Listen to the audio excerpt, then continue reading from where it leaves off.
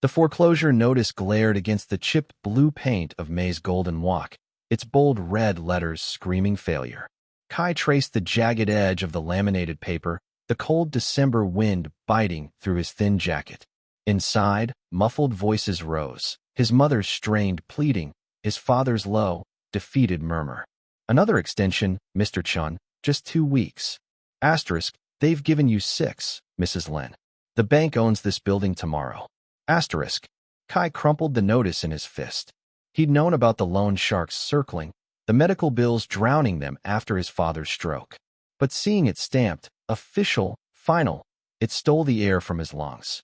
He pushed the door open, the bell jingling like a funeral dirge. His mother stood rigid behind the counter, her knuckles white on the worn formica. Mr. Chun, the bank manager, adjusted his glasses, avoiding her eyes. Kai, his mother whispered, her voice fraying at the edges. You shouldn't be here. Mr. Chun cleared his throat. I'm sorry, son. The law's the law. Kai met his gaze, unblinking. How much? The question hung in the greasy air. His father limped from the kitchen, leaning heavily on his cane. Don't, he rasped. This isn't your burden. But Kai already knew the number. $87,500. A death sentence for the only home they'd ever known. 3 weeks later, the Jade Palace pawn shop smelled of dust and desperation. Behind bulletproof glass, Old Man Feng squinted at the velvet box in Kai's hand. Jadeite, Kai stated, flipping the lid open. The pendant glowed under the fluorescent lights, a flawless imperial green lotus, cold and heavy. His grandmother's last heirloom. Feng's gnarled fingers hovered, not touching. Stolen. Family. 5,000. Final offer. Kai's jaw tightened. It was worth 20 times that. But the bank's deadline was tomorrow. He slid the box forward. As Feng counted greasy bills, the back curtain rustled. Silas Thorne emerged, his tailored suit swallowing the cramped space. Thorne's eyes, flat and gray as river stones, locked onto Kai. Leaving so soon, Mr. Lin? Thorne's voice was deceptively soft. I hear you've been resourceful. My courier job wasn't enough to cover Daddy's debts. Kai pocketed the cash, the Jade's absence of physical ache. I quit last week. Pity. Thorne stepped closer, his cologne sharp as antiseptic. A man with your skills, discreet, quick, unafraid of dark alleys, shouldn't waste talent washing dishes. He tapped the glass counter where the Jade now lay. I have a different delivery. High risk, high reward. Kai's pulse hammered. He knew Thorne's deliveries weren't takeout containers. But $87,500 whispered louder than conscience. What's the payload? Thorne smiled. Ask less. Earn more. That night, rain lashed the restaurant windows. Kai's sister, Aisha, slammed a pot onto the stove. Where were you? She demanded. Ma waited 3 hours for you to fix the leak in the storeroom. Got held up. Kai avoided her eyes, scrubbing woks crusted with dried sweet and sour sauce. By what? Your real family. Aisha's voice cracked. While you're out chasing some dream. They're killing themselves here. Ma took a 3rd job at the cannery. Pa's hiding painkillers because we can't afford the prescription. Kai's hands stilled in the soapy water. Guilt coiled in his gut, sharp and familiar. Aisha shoved a damp envelope at him. Mr. Chin came back. Ma begged. He gave us this. Kai dried his hands. Inside the envelope was not another foreclosure notice, but a bank statement. Transaction, December 28th. Amount, minus $87,500.00. Remaining balance, $0. His breath hitched. The payment had cleared. Thorne's first installment had worked. Who paid it, Kai? Aisha whispered, her anger replaced by dread. Was it you? Before he could lie, headlights sliced through the window. A black SUV idled at the curb. Thorne's driver. Kai grabbed his jacket. Tell Ma I'll fix the leak tomorrow. Kai, stop. Aisha blocked the door, rain plastering her hair to her face. If you're mixed up in something. He gently moved her aside. It's handled. The lie tasted like ash. The delivery. The SUV wound through the waterfront docks, fog swallowing the streetlights. Thorne handed Kai a sealed titanium case, cold enough to burn his fingertips. Take this to Warehouse 17. Doc B. You'll meet a man named Voss. Thorne's gaze pinned him. Do not open it. Do not be seen. Kai clutched the case. What's inside? Curiosity is expensive, Mr. Lin. Thorne leaned closer. But since you asked, bioculture samples. Worth more than your parents' entire block. Kai froze. Bioculture. Lab lingo. His night classes in biochemistry flashed in his mind. Petri dishes, genetic markers, patents worth millions. Thorne smirked at his recognition. The college dropout does pay attention. Deliver it clean, and your parents stay debt-free. Fail. He nodded toward the glowing skyline where May's Golden Walk sat. I hear insurance fires spread fast in old buildings. Warehouse 17. Salt rot and diesel fumes choke the air. Kai moved through towering shipping containers, the case heavy as a corpse. At Dock B, a single bulb flickered over a steel door. Voss was gaunt, eyes darting like trapped birds. He scanned Kai with a handheld device. Case. Kai handed it over. Voss's device beeped furiously. Seals compromised. Voss's hand slid toward his jacket. It's intact. Kai protested. But a hairline fracture snaked across the case's edge, likely from Thorne's rough handling. Voss drew a pistol. Thorne set me up. Or you did. Panic surged. I didn't touch it. Thorne gave it to me like this. The warehouse door creaked open. Silhouettes emerged. Police? Rivals? Voss swore, shoving the case back at Kai. Run, or we're both dead. Gunfire erupted, deafening in the metal canyon. Kai sprinted, the case clutched to his chest. A bullet whined off a container beside him. He dove behind a stack of pallets, heart pounding against cold titanium. His phone vibrated. A block number. Police scanner says shots fired at Dock 17. Case better be pristine, or Mama Lynn learns how her hero son really paid their bills. Kai peered out. Voss was down, motionless. The figures advanced, not police. Men in black tactical gear, no insignias. He had two choices. Die here with the case. Or run, and let Thorne burn his world to ashes.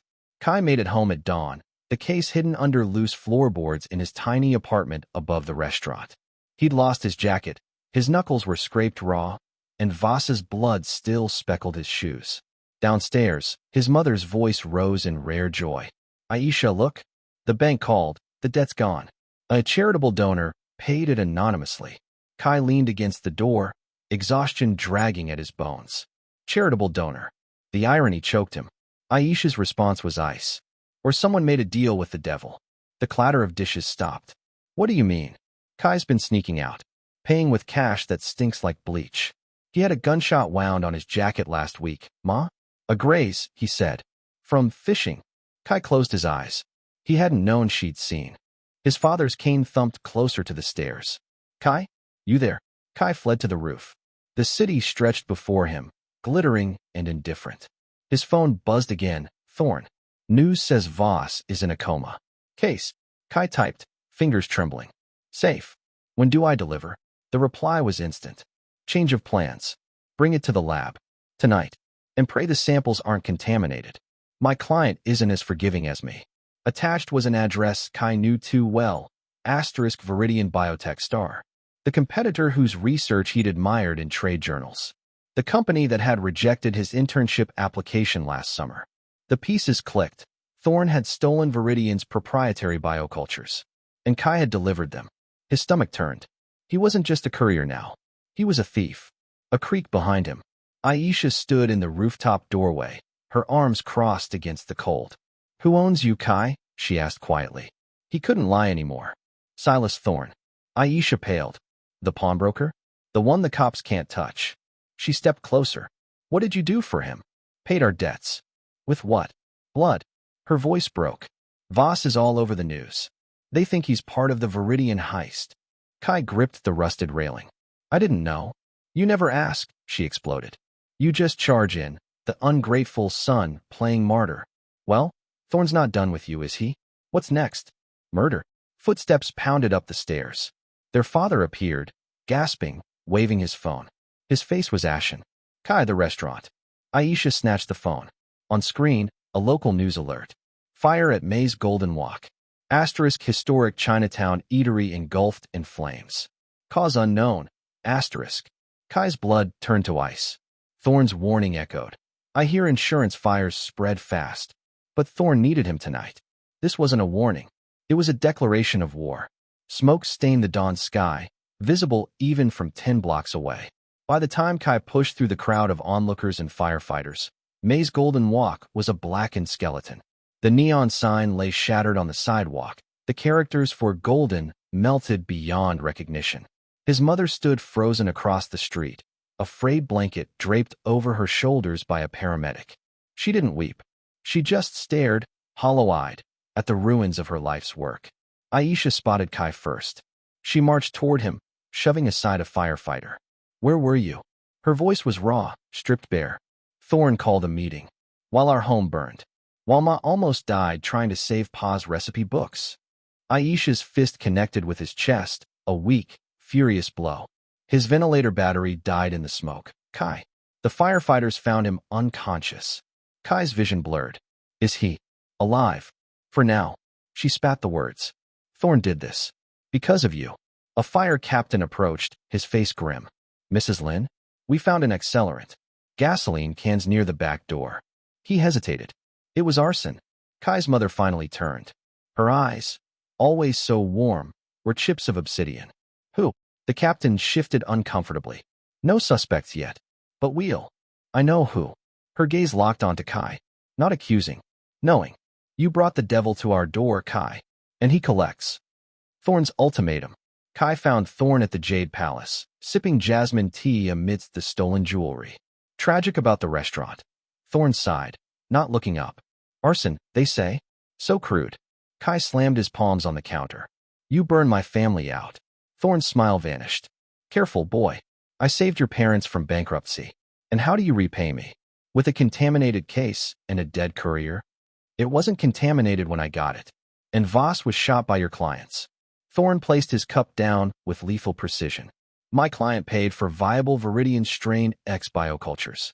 What you delivered was inert sludge. Worthless." He leaned forward. "Either you sabotaged it, or Viridian switched the samples before the heist. Which means they knew." Kai froze. "Viridian knew?" "Your new job," Thorne continued, "is to go back. To Viridian Labs. Tonight." He slid a keycard across the counter. "Find the real strain X. Bring it to me. Or next time." He nodded toward the TV, playing news footage of the smoldering restaurant. "The fire won't stop at walks." The lab. Viridian Biotech loomed like a steel fortress. Kai used the keycard, stolen, he guessed, from Voss, to access the sub-level freight elevator. The sterile air reeked of antiseptic and something sharper, like ozone. Security was minimal. Too minimal. Empty hallways echoed with his footsteps. He found the biocontainment wing. Behind reinforced glass, rows of glowing incubators hummed. Strain X's label was unmistakable, a triple helix logo. As he bypassed the lock, a shadow detached from the darkness. Dr. Eris Thorne, Silas's younger brother, and Viridian's head of research. Kai recognized him from industry awards. "Mr. Lin," Eris said calmly. He held a tablet showing Kai's student ID photo. "We rejected your internship application. Yet here you are." Kai tensed, ready to run. "Relax." Eris's smile was thin. "I know why you're here. My brother sent you for Strain X." He gestured to the incubators. "Help yourself." Kai stared. "You're not stopping me." "Why would I?" "The Strain X in those vials is worthless. A decoy." Eris tapped his tablet. The incubators powered down, lights winking out. "The real culture is elsewhere. Protected." Kai's hand drifted toward the titanium case in his bag. "What do you want?" "Silas stole my initial research. I want it back." Eris stepped closer. "He keeps it close. Probably in that vulgar safe behind his dragon statue. You want me to steal from him? Think of it as realigning loyalties." Eris's gaze hardened. "Fail, and I release the security footage of you delivering Voss to his death. Succeed, and I erase your family's debt to Silas. Permanently." Kai's mind reeled. Two brothers. Two devils. Each holding a piece of his soul. The overhead lights flickered. A soft chime echoed. "Security sweep in 5 minutes," Eris warned. "Choose quickly, Mr. Lin. Burn with Silas? Or rise with me?" The trap. Kai returned to the Jade Palace at midnight. The dragon statue guarding Thorne's office leered, its jade eyes catching the dim light. He knew the safe was behind it. Knew Eris's decryption key should work. But the silence was wrong. No guards. No old man phone. He moved the statue. The safe door swung open at his touch. Too easy. Inside wasn't research files. It was a single, frozen bioculture vial, glowing with an unnatural violet light, and a note in Thorne's spidery hand. Knew Eris would send you. He always underestimates me. Take his prize to him. See what happens to traitors. Kai grabbed the vial. It pulsed cold against his skin. A weapon? A trap? His phone vibrated. Aisha. Where are you? Ma's gone. She took Pa's old hunting rifle. Said she's ending this. Kai's blood ran cold. His mother. At Thorne's. He sprinted into the night, the vial burning a hole in his pocket. Two paths collided. His mother's rage, Thorne's vengeance, Eris's game. He'd wanted to be the hero, the silent savior. Now, he was the detonator. The rain had turned to ice by the time Kai skidded to a halt outside the Jade Palace. The pawn shop's neon sign cast long, distorted shadows on the wet pavement, the Jade Dragon's eyes seeming to follow him. Through the bulletproof glass, he saw his mother. Maylin stood just inside the doorway, her slight frame dwarfed by the cavernous, cluttered shop. She held Pa's ancient hunting rifle, its woodstock worn smooth from decades of handling. But her grip was unervingly steady. It wasn't pointed at anyone yet, but the tension in her shoulders, the white-knuckled hold, screamed imminent violence. Old Man Phone cowered behind the counter, his face pale. Silas Thorne, however, leaned casually against a display case of gold chains, a small, cruel smile playing on his lips. He held a steaming cup of tea, the picture of calm menace. Mrs. Lynn. Thorne's voice was a low purr, audible even through the glass. Such a dramatic entrance. Put the toy down before someone gets hurt. Your husband wouldn't appreciate you adding murder to his list of troubles, would he? My husband is fighting for breath because of you. May's voice cracked, raw with grief and fury. My home is ashes. My son is caught in your filth. You think you can burn our lives and just sip your tea? Kai burst through the door, the bell jangling wildly. Ma, don't. May flinched, but didn't lower the rifle. Her eyes, wide and desperate, flickered to Kai, taking in his disheveled state, the scrapes, the haunted look. Kai, stay back. This ends tonight. Thorne chuckled, a dry, rasping sound. Ah, the prodigal son returns. Just in time for the finale. Did you bring Eris his little present? His eyes dropped pointedly to Kai's jacket pocket where the cold weight of the violet vial pulsed against his ribs. Kai ignored him, stepping slowly towards his mother, hands raised placatingly. Ma, please. Listen to me. Putting a bullet in him won't fix Pa. It won't rebuild the restaurant. It'll just land you in prison. Or worse. He's not worth it. He kept his voice low, urgent, pleading.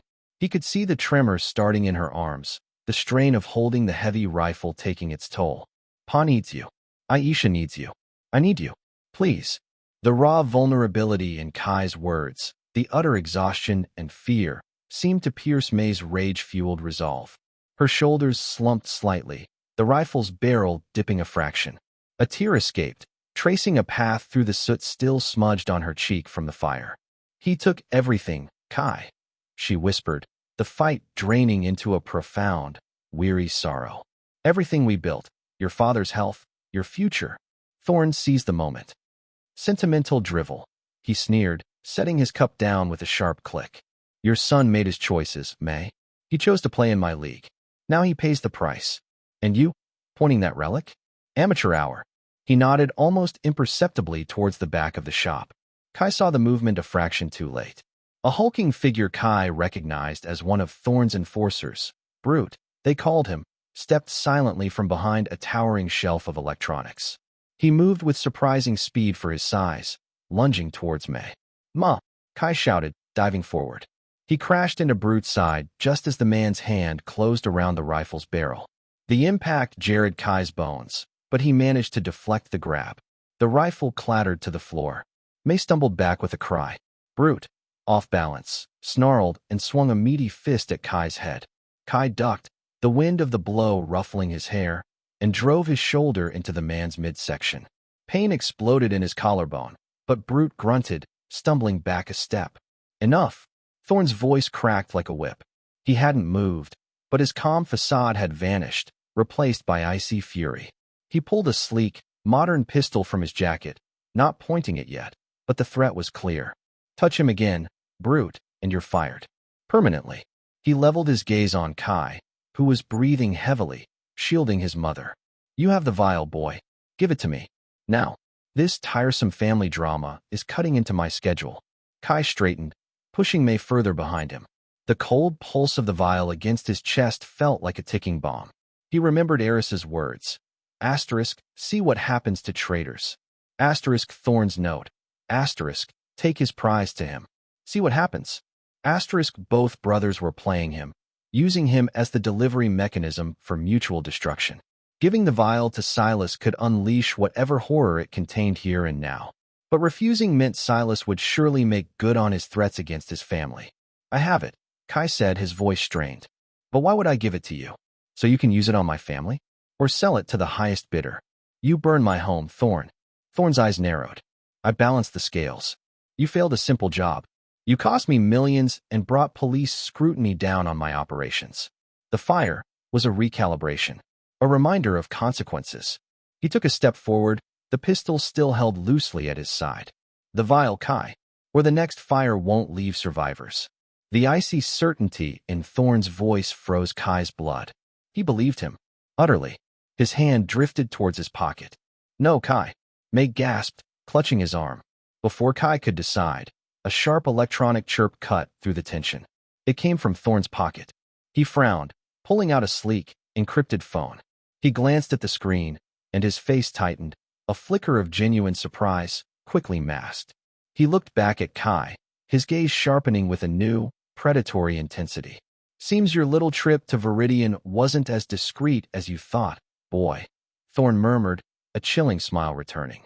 "Security feeds. Facial recognition. The police are rather interested in the individual matching your description fleeing biocontainment shortly before their silent alarm was tripped." He pocketed the phone. "Looks like you're out of time and out of options. Give me the vial. I can make your legal troubles disappear. Or walk out that door and face the cops, and whatever Eris has planned when he realizes you failed him too." Panic, cold and sharp, clawed at Kai's throat. Police. He pictured his mother's face if he was arrested for industrial espionage, theft, possibly even Voss's assault. Pa, alone in the hospital. Aisha, bearing the weight of everything. And Eris. If the police didn't get him, Eris Thorne, with his cold intellect and resources, certainly would. The vial felt like it was burning through his jacket. His fingers brushed the cool metal cylinder in his pocket. The decision was monstrous. Give Silas the potentially catastrophic vial, and become complicit in whatever horror it unleashed, trusting his vague promise of protection? Or flee, risking immediate arrest, and leaving his family utterly exposed to both Thornes? He looked at his mother's terrified face, then back at Thorne's expectant, triumphant gaze. The pawnbroker thought he had him cornered. He thought Kai was broken. Kai's hand closed around the vial. He took a step forward, not towards Thorne, but towards the counter where Old Man Fong still trembled. He pulled the vial out. It glowed with that eerie, unnatural violet light, casting strange shadows on the dusty glass cases filled with stolen dreams. "All right, Thorne," Kai said, his voice surprisingly steady. "You win. It's yours." He held the vial up, the light pulsing faintly. "But you handle it. I don't trust myself not to drop it." Thorne's eyes gleamed with avarice and victory. He gestured impatiently with his free hand. "Place it on the counter." Gently, Kai moved slowly, deliberately, his heart hammering against his ribs. He stretched his arm out over the glass countertop, the vial hovering inches above the surface. Brute watched him warily. Thorne leaned forward slightly, mesmerized by the glowing prize. This was the moment. The only moment. Kai's muscles coiled. He wasn't giving it up. Not like this. Suddenly, a cacophony erupted outside, the rapid thwack-thwack-thwack of a helicopter's rotors, unnervingly close, drowning out the rain. Bright searchlights speared through the shop windows, sweeping erratically across the cluttered interior, momentarily blinding everyone. Sirens, multiple, different pitches, wailed in the distance, growing rapidly louder, converging on the street outside. "Police! Air unit!" Brute yelled, ducking instinctively. Thorne's head snapped towards the windows, his triumphant expression shattering into furious disbelief. Impossible. They couldn't have. Kai didn't hesitate. As Thorne and Brute were distracted by the sudden, overwhelming police presence, he snatched the vial back, shoving it deep into his pocket. He grabbed his mother's arm. "Run, Ma. Now," he hissed, yanking her towards the back of the shop, away from the front windows now lit up like daylight by the chopper's beam. They stumbled past shelves of electronics, towards the dark corridor leading to the back exit. Behind them, Thorne roared, "Brute! Stop them! Get that vial!" Brute, recovering from the shock of the lights, lunged after them. Kai shoved a heavy rack of guitars into his path. They crashed down with a discordant wail, slowing the big man. Kai didn't look back. He hauled his mother through the dim storeroom, past Feng's terrified whimpers, towards the metal door marked exit. He hit the bar release. The door opened onto a rain-lashed alley, the stench of garbage and wet concrete thick in the air. The sirens were deafening now, coming from both ends of the street. Red and blue lights strobed against the brick walls. The police had the front blocked. The alley was their only chance. "Kai, the vial!" May gasped as they ran, slipping on the wet pavement. "What is it? What does it do?"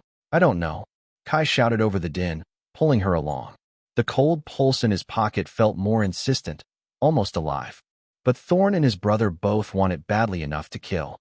"We can't let them have it." They reached the end of the alley, bursting out onto a side street. A police cruiser screeched to a halt at the intersection just ahead, blocking their path. An officer jumped out, drawing his weapon. "Freeze. Hands where I can see them." Kai skidded to a stop, pushing May behind him again, his mind racing. They were trapped. The cruiser ahead. The alley behind, where Brute would be emerging any second. And the helicopter still thundered overhead, its spotlight sweeping towards them. He looked frantically around. A rusted fire escape ladder hung just above reach on the building opposite. A dumpster. A narrow gap between two buildings choked with overflowing bins. Nowhere to hide. The officer advanced cautiously, his weapon trained on Kai. Down on the ground. Now, Kai's hand clenched around the vial in his pocket. It was vibrating faintly now, a low hum he could feel in his bones. Was it reacting to stress? Proximity to something?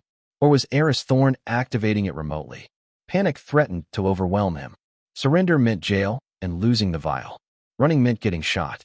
Then, a new sound cut through the sirens and chopper noise, a familiar, frantic voice screaming his name. "Kai. Ma." Kai whipped his head around.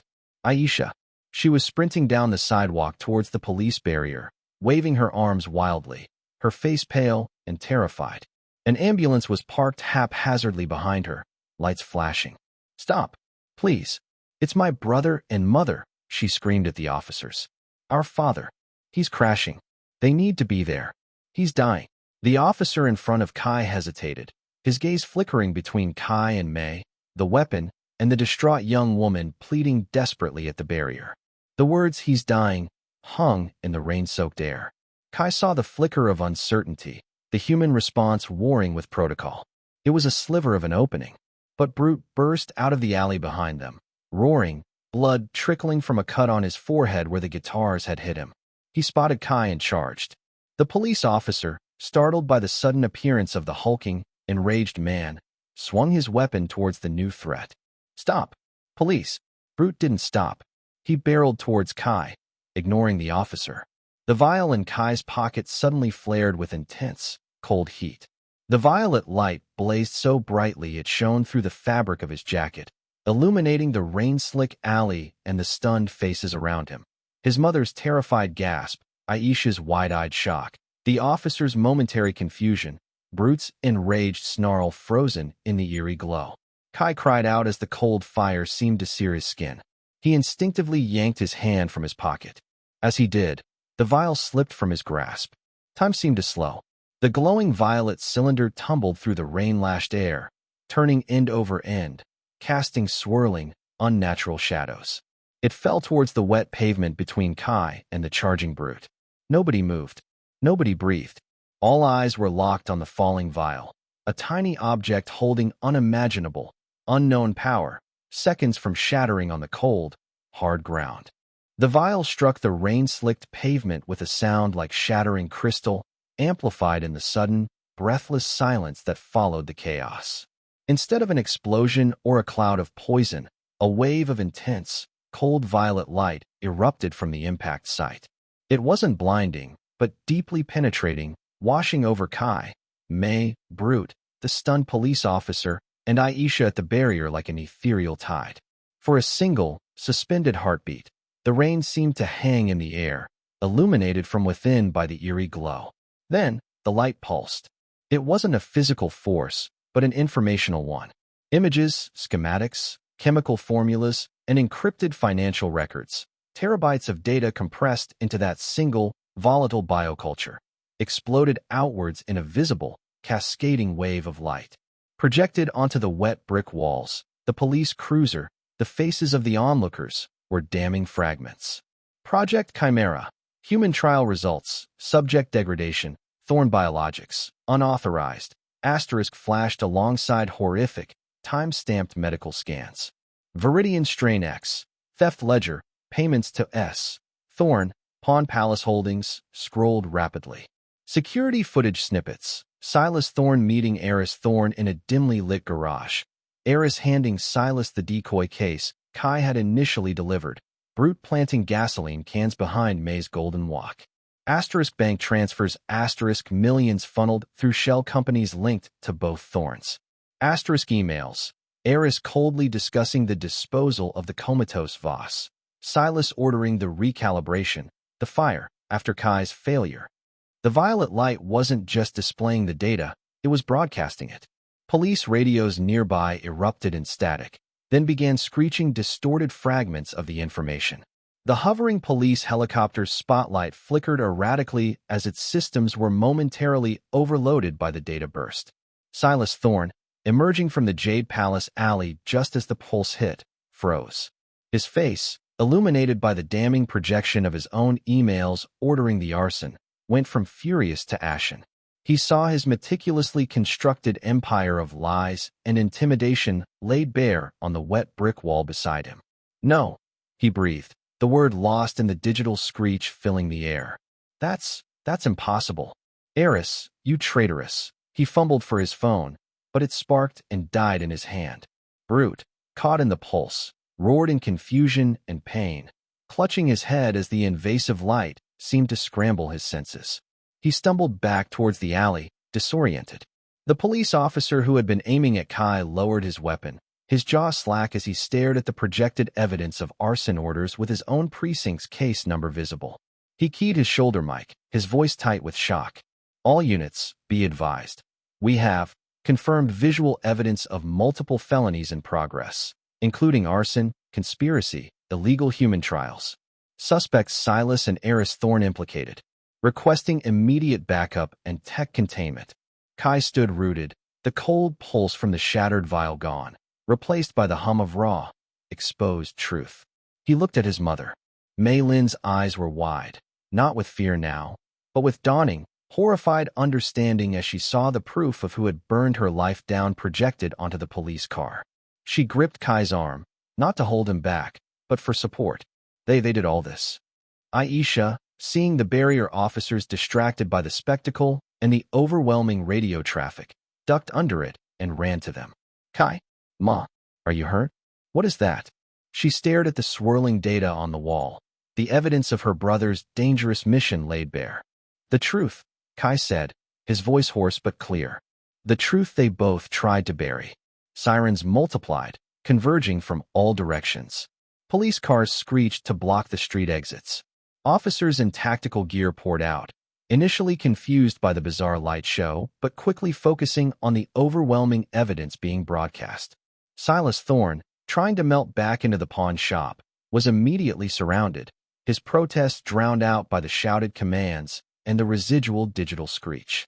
Across town, similar scenes would unfold at Viridian Biotech as the data pulse reached their servers, triggering internal alarms and exposing Eris Thorne's illegal research and theft.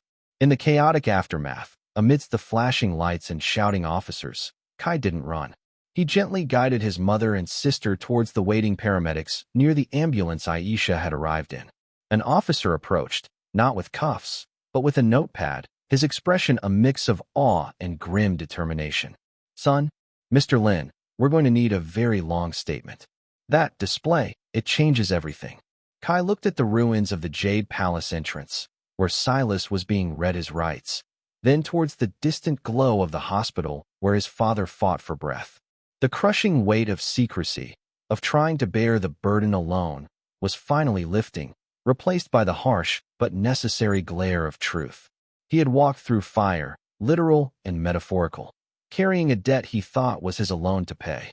He'd been called ungrateful, reckless, a fool. But the secret payment, the dangerous deals, the stolen vial, it had all led to this moment of devastating exposure, not for him, but for the real predators. He met the officer's gaze, then looked at his mother and sister, their faces etched with exhaustion but also a fragile, newfound hope in the midst of the storm. "I know," Kai said, his voice steady now, devoid of the old defiance, filled instead with a weary resolve. "I'll tell you everything. Every single detail. Starting with the debt." He took his mother's hand, small and calloused in his own, and Aisha gripped his other arm. The path ahead was long, rebuilding, healing, facing legal complexities, his father's uncertain recovery. But they would walk it together, in the open, no more secrets festering in the dark. The ungrateful son had gambled everything in the shadows to save his family. Now, standing in the rain and the revealing glow of shattered lies, he finally understood that their true strength, their real salvation, lay not in hidden payments or stolen vials, but in facing the light together, no matter how harsh it shone. Moral of the story: the heaviest debts are often the ones we try to pay alone in the dark. True strength isn't found in bearing burdens in secret, but in the courage to step into the light with those you love, trusting that shared truth, however painful, is the only foundation strong enough to rebuild upon.